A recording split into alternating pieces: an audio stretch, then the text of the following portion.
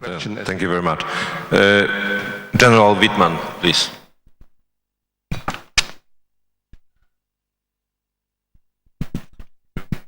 Thank you. I would like to make two totally different points.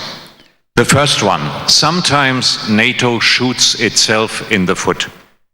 For instance, with sloppy talk about NATO going global, or by carelessly using the term expansion for NATO enlargement, which makes the Russian propaganda case, or by initial indications that it would like to play the main role in energy security a couple of years ago.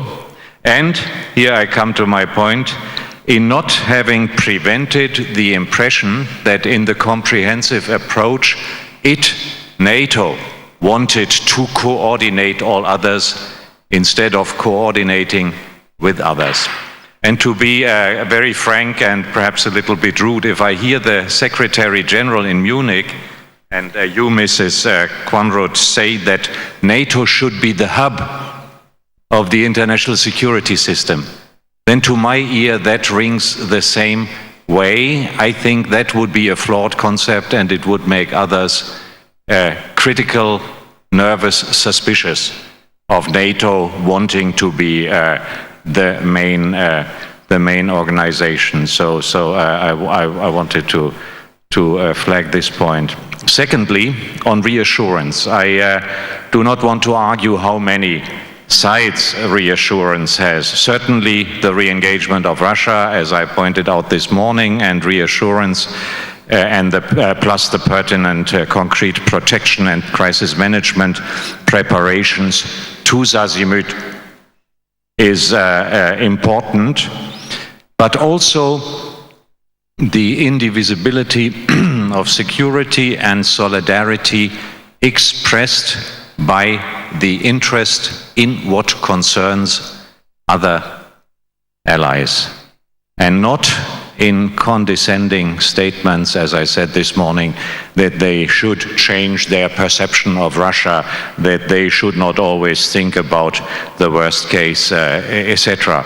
In Prague, I started my presentation about reassurance with this little anecdote when I visited General Laniotz in Tallinn a couple of years ago, and that morning there was big excitement in the Estonian General Staff because the night before there had been a Russian parachute maneuver at Pskov, southeast of the Pipos Lake, in numbers just below the notification threshold of the Vienna document, but the signal was clear. And I think Russia, that is another dimension of this, Russia must be held to its responsibility to contribute itself to the reassurance of its smaller neighbors and not exercise what I would call its nuisance power.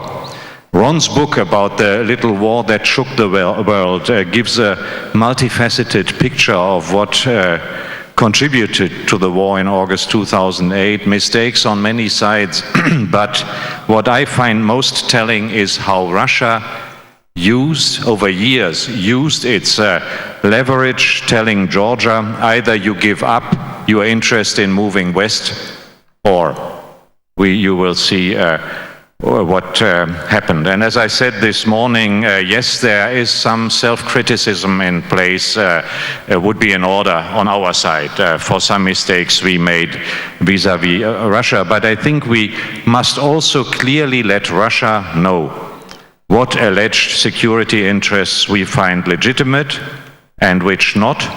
And we might use the dialogue on the Medvedev proposals to very strongly make our points.